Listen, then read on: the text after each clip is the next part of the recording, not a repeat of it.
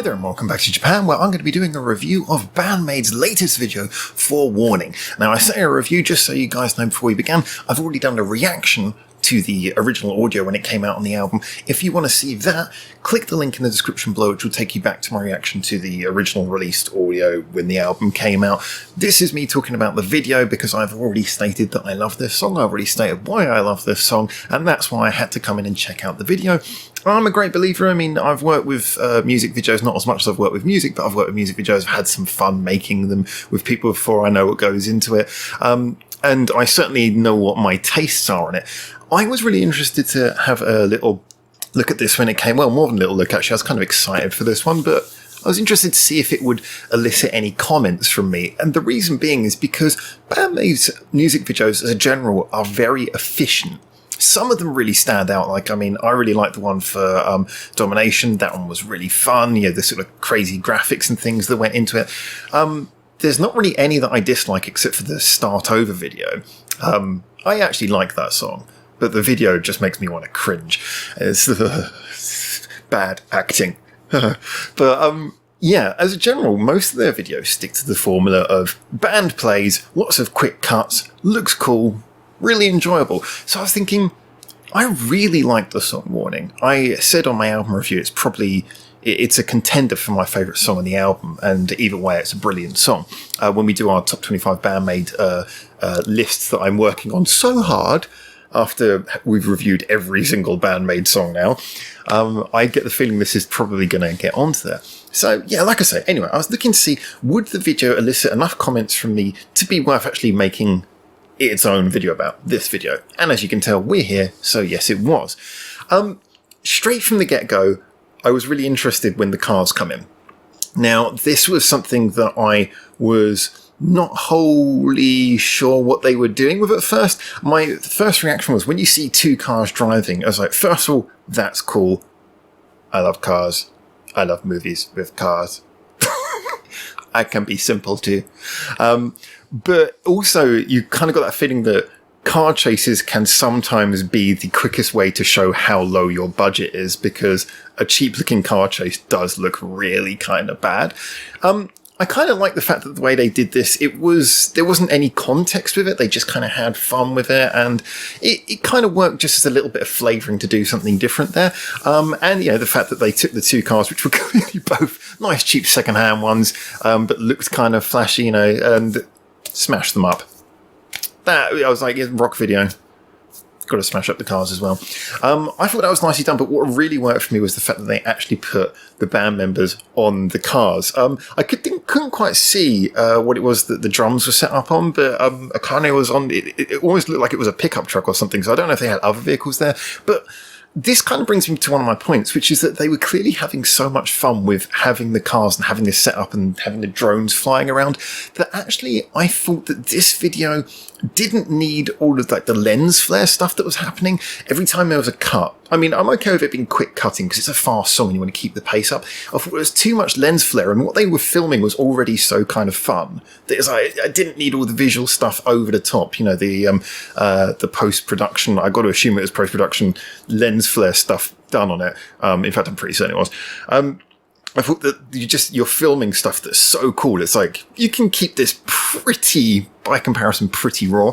So yeah, that was one thing which is a bit of a shame. I thought that I wanted to see more of the girls having fun with the crazy setup. I mean, the fact that Konami was on top of the guitar, on top of the car playing guitar whilst driving around was incredibly fun. I'm sure they could have done a little bit more of those things, because to me, it's just, you've got a band with like tons of personality. You've got a setup which is actually kind of crazy, like reminds you of an episode of like Top Gear or something. Like, I'm sure we could have done a bit more with that, but still, nonetheless, basically, it was interesting because it was different from some of the videos they had before. It really played to their core sort of craziness. And really, obviously, that core craziness, that core sort of fun, really, that's what the audience are for. I mean, while I was watching this, I was watching the premiere, and even before it started, the chat is like flying up. There's people talking. Everyone's really excited. You can see just the love that the fans have for this band. I know every band has their diehard fans, but this is a band who really attracts people who, you know, kind of their sound is one where if you love them, they're really the band that you need. You know, so they're one of those bands that they have such a specific quality to what they do.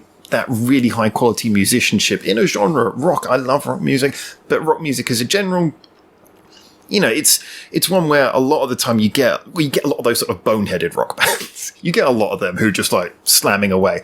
And I say this as someone who really enjoys stuff like punk as well.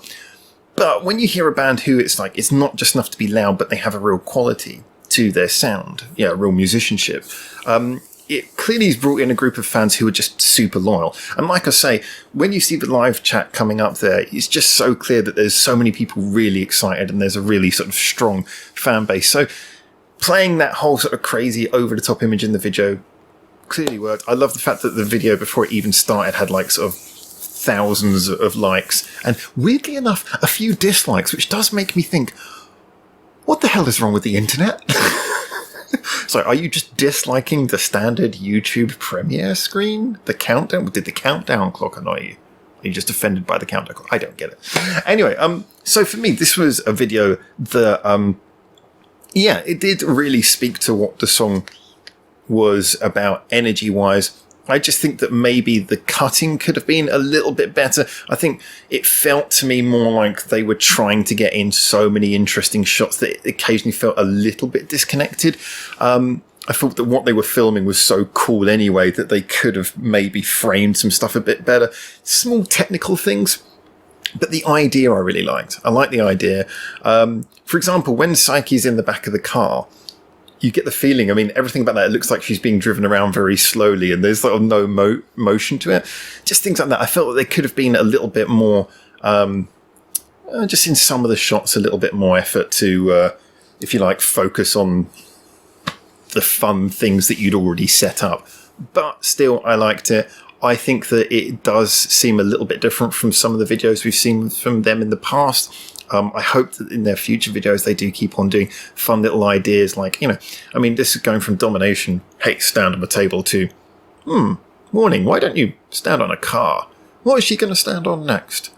We can have her standing on top of, what was that huge anime robot thing they built somewhere? I don't know, I think it's in Odaiba. I'll have to ask James. Get her to stand on top of that next. So this can be the elevation. Every video Kanabi stands on top of something bigger. Miku, just allow her to be crazy. That's fine. And yeah, what are we going to get? We're going to get Akane to play drums on next. Yes, this should become a theme. Anyway, so yeah, I thought I'd give some comments on what I thought of the video because I do, like I say, their videos usually play it safe, and I've got nothing against that. To me, that's a good performance video for a good performance band is absolutely fine.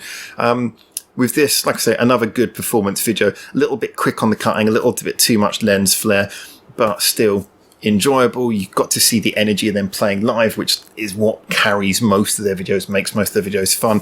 The little gimmick, like I say, could have played to that a little bit more, could have had a bit more fun with that. Glad that they got to blow some stuff up and crash some cars. At least that was in there.